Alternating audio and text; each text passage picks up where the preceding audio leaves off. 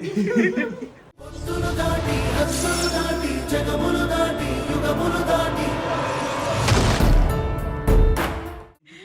అనుకుంటూనే ఉన్నాను ఏదో చేస్తున్నాడు అని.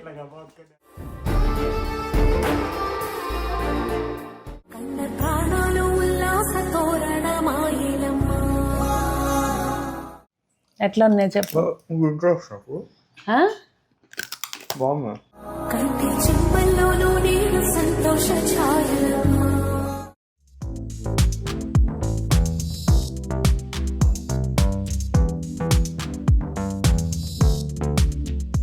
పెద్దలందరికీ నమస్తే, పిల్లలందరికీ హాయ్. ఎలా ఉన్నారండి? అందరూ బాగున్నారా? మేము చాలా బాగున్నాం.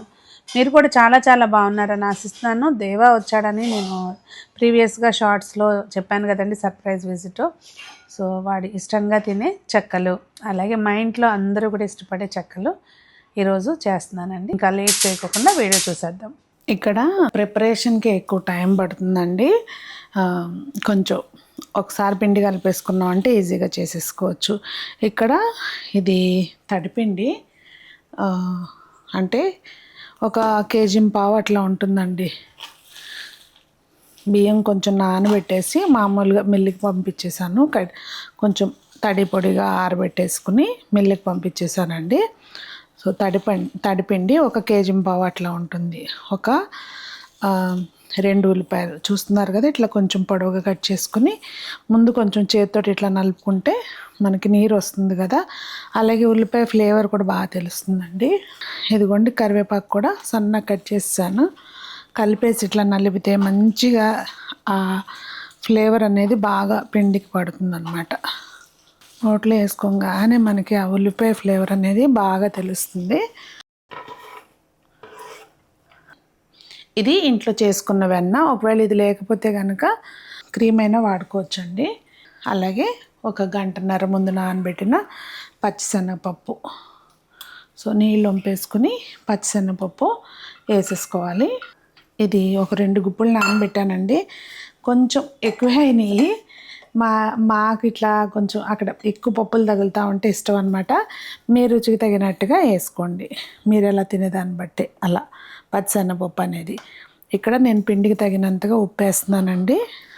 అలాగే ఒక 2 టేబుల్ స్పూన్లు నువ్వులు. చాలా బాగుంటుందండి. స్పెషల్లీ చలికాలం మనం చేసుకునే వంటల్లో నువ్వుల్ని సాధ్యమైనంత మట్టికి యాడ్ చేసుకుంటూ ఉండాలన్నట్లు.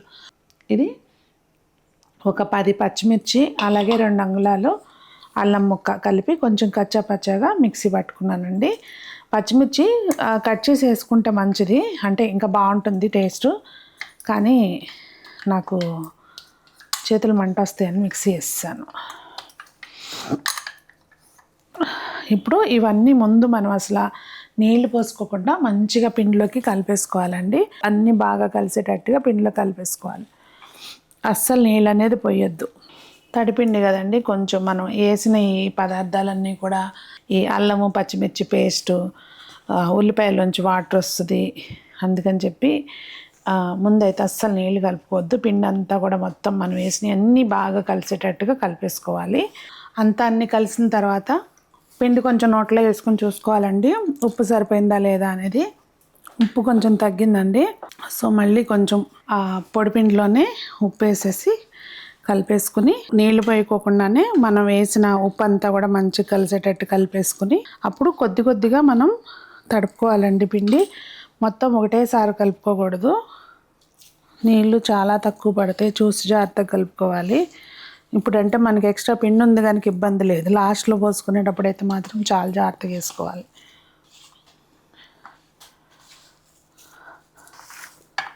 పిండి మరీ గట్టిగా ఉన్న మనకు చేయడానికి రాదండి, మరీ లూజుగా ఉన్నా కానీ చెక్కలు గట్టిగా వస్తాయి. చూసి కరెక్ట్గా ఇట్లా కలుపుకోవాలి. దీనిపైన ఏదైనా ఒక క్లాత్ మూత వేసుకుని పక్కన పెట్టుకోవాలి. ఇట్లా చిన్న చిన్న ఉండలు తీసుకునండి. మనము చక్కగా ఇట్లా బొటన వేలుతోటి ఒత్తుతూ 2 వేళ్ళతోటి ఇలా చక్కగా పొడవుగా చేసుకోవాలి. ఒకవేళ ఇట్లా రాదు అనుకుంటే కనుక చిన్న చిన్న ఉండలు చేసుకుని ఒక ప్లాస్టిక్ కవర్ వేసుకుని, మనం చపాతీ ప్రెస్ ఉంటుంది కదండి, పూరి ప్రెస్, దాంతోటైనా చేసుకోవచ్చు. లేదంటారా చిన్న చిన్న ఉండలు చేసుకుని ఒక ప్లాస్టిక్ కవర్ మీద వరుసగా పెట్టుకుని ఒక చెంబుతోటి అలా ఒత్తుకుంటూ వెళ్ళిపోవచ్చు అనమాట. మీకు ఎలా వీలుంటే అలా. కానీ ఇవి చేతి చెక్కలు ఇలాగే బాగుంటాయి. ఈజీనేనండి, ఏం లేదు. చక్కగా కొద్దిగా పిండి తీసుకుని చూస్తున్నారు కదా, ఇట్లా ఒకసారి చూడండి. ఇదిగోండి, ఇలా అనుకుంటూ వెళ్ళాలన్నమాట. ఇలా ఇలా చేస్తుంటే అవే వస్తాయండి, పెద్ద కష్టమేం కాదు.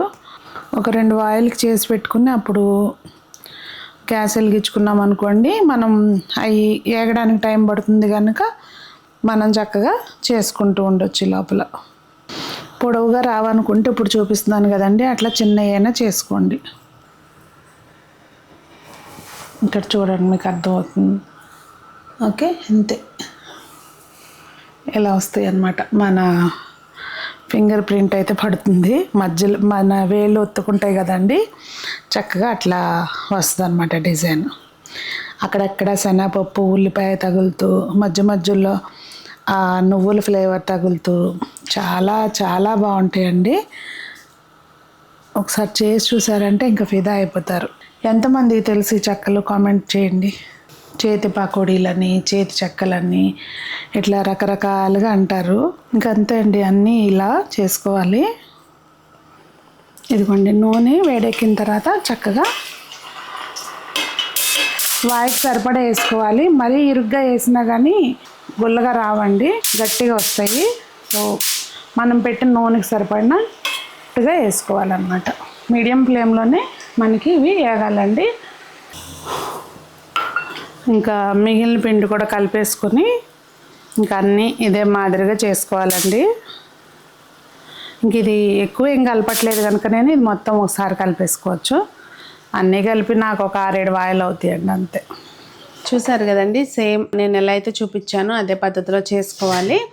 మనం నూనె మంచిగా కాగిన తర్వాత వేసుకోవాలండి. వేసిన తర్వాత మరీ హై ఫ్లేమ్లో కాకుండా ఉడుకు పట్టిన తర్వాత మీడియం ఫ్లేమ్లోనే ఉంచుకోవాలి. ఉంచుకొని మనం వేయంగానే ఒకటేసారి అదేదో విడగొట్టేయద్దు, ముక్కలు అయిపోతే. కొంచెం అవి లైట్గా ఒక మాదిరిగా వేగిన తర్వాత అప్పుడు మనం విడి తీసుకుంటే చక్కగా వస్తాయండి. నూనె ఉడికాగిపోయిన తర్వాత అన్నీ తీసుకోవచ్చు ఇట్లా. కాకపోతే ఏంటంటే మనం ఏదైతే పప్పులు వేసామో శనగపప్పు, అది కూడా చక్కగా మనకి ఏగి చక్కగా తెలుస్తుందండి. అది ఏగంగానే మనం తీసేసుకోవచ్చు అనమాట. కమ్మటి చెక్కలు అయితే రెడీ అయిపోయినాయి అండి. ఇవైతే మాత్రం ఒకసారి తింటే వదిలిపెట్టరు. మా ఇంట్లో అయితే మాత్రం అందరికీ ఫేవరెట్ అనమాట. ఇదిగోండి, చూసారా చక్కగా మన చెక్కలు అయితే అన్నీ అయిపోయినాయి. ఎప్పుడు వండినా ఇంట్లో అందరూ సూపర్గా ఉన్నాయి అనేటట్టుగా ఉంటాయండి. సో మరి మీరు కూడా ట్రై చేయండి. దేవా వచ్చాడండి మొత్తానికి ఇండియా. వియత్నాం వెళ్తున్నానని చెప్పి వనస్థలిపురంలో ల్యాండ్ అయ్యాడు. మొత్తానికి సడన్గా అసలు అయ్యోమయంగా బ్లాంక్ అనమాట. మేమైతే ఆ క్లిప్ నీ దాంట్లో ఉందా, పెడతాను చూడండి.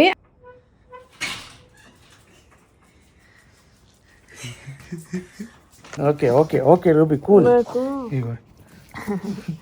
Mummy reaction. Ruby cool cool. అసలు ఎక్సైట్మెంట్ రూబీ చూడండి. ఓకే ఓకే నేనే ఓకే ఓకే తెలుసు.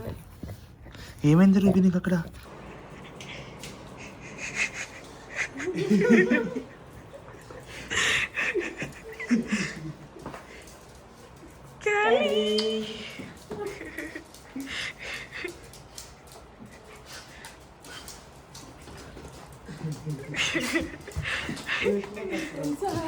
నాకు తెలీదు, కాల్ చేసి లేపాడు.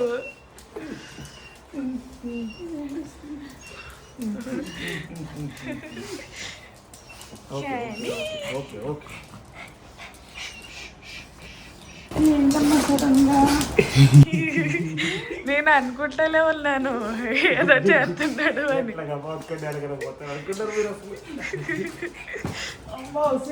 అయితే నేను ఈ చెక్కలు నెక్స్ట్ డే వండాను అనుకోండి. నేను ఇంట్రడక్షన్ తర్వాత షూట్ చేశాను అనమాట, అది జరిగింది. ఎట్లా ఉన్నాయి చెప్పు. బాగుందా? యాజ్ యూజువల్ బాగున్నాయా అదనమాట.